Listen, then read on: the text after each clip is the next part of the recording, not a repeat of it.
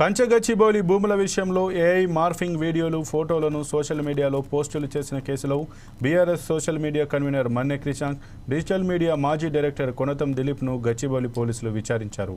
బుధవారం ఉదయం 10:30 నుంచి రాత్రి 9 గంటల వరకు ఇద్దరు స్టేషన్లోనే ఉన్నారు. గచ్చిబౌలి ఇన్స్పెక్టర్తో కూడిన బృందం విచారించింది. అనంతరం క్రిషాంక్, దిలీప్ మీడియాతో మాట్లాడారు. సీఎం రేవంత్ రెడ్డి ఒక తప్పును కప్పిపుచ్చుకునేందుకు 100 తప్పులు చేస్తున్నారని ఆరోపించారు. హెచ్సీయూలో నెమళ్ళు జింకలు ఉన్నది వాస్తవమా కాదా అని ప్రశ్నించారు.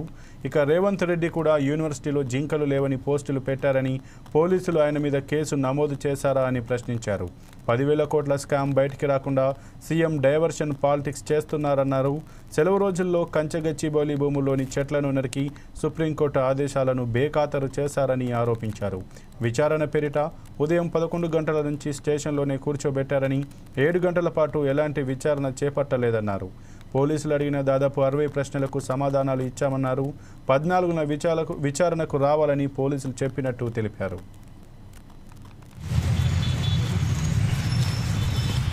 కేటీఆర్ గారిని లాగుదామా, కేసీఆర్ గారిని లాగుదామా అని ఎవరైనా మీకు పంపించిర్రా అంటే చెప్పినాం. విద్యార్థులు ఏదైతే హైదరాబాద్ సెంట్రల్ యూనివర్సిటీలో మీ లాఠీ దెబ్బలతోని గాయపడిన విద్యార్థులు ఉన్నారో వాళ్ళందరూ పెట్టిన దాన్ని మేము పెట్టినాం. జర్నలిస్టులు ఎవరినైతే మీరు ఆపే ప్రయత్నం చేసారో అయినా కూడా ఏదైతే ఇమేజెస్ వచ్చినాయో వాటిని పెట్టాం. ప్రకాష్ రాజ్ గారిది ఎందుకు రీట్వీట్ చేసిర్రు అన్నారు. రీట్వీట్ చేయడం కూడా ఇవాళ నేరం అయిపోయింది. కేటీఆర్ గారిది రీట్వీట్ ఎందుకు చేసిరంటే మా నాయకుడు పోయి చేస్తాం, రీట్వీట్ చేస్తాం. మీ పోలీస్ డిపార్ట్మెంట్ ఏదైనా ఎప్పుడైనా మంచి పని చేస్తే అవి కూడా రీట్వీట్ చేస్తాం.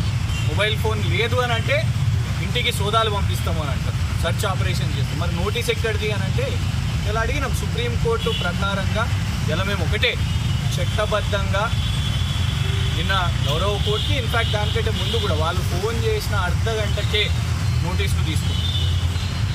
వాళ్ళు పిలవగానే ఇవాళ హాజరైనాం, ఓపిక్గా కూర్చున్నాం, వీడియో రికార్డింగ్లు చేసారు.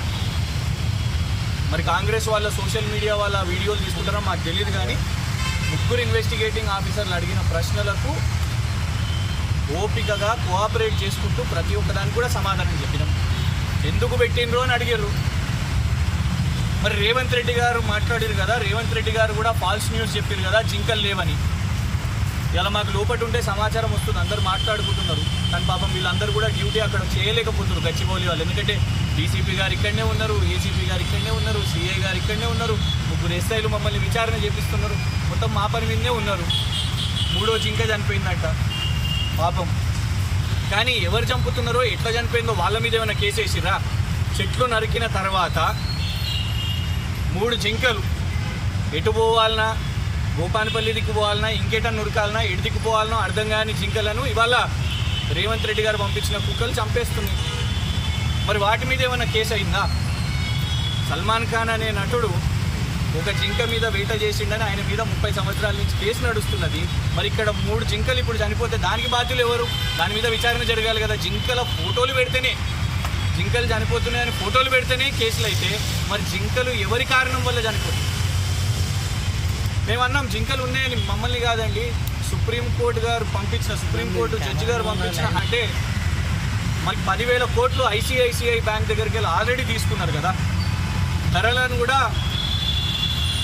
పెంచి తర్వాత తగ్గించి 75 అని చెప్పి మళ్ళీ తర్వాత 52, ఇలా తేడా చూసుకుంటే 10,000 కోట్లు. దీని గురించి చర్చిస్తలేరు. అసలు ఇది పెద్ద ల్యాండ్ స్కాము, దాని చర్చ జరగొద్దు. ఇందులో 10,000 కోట్లు ఎందుకు తగ్గినాయి?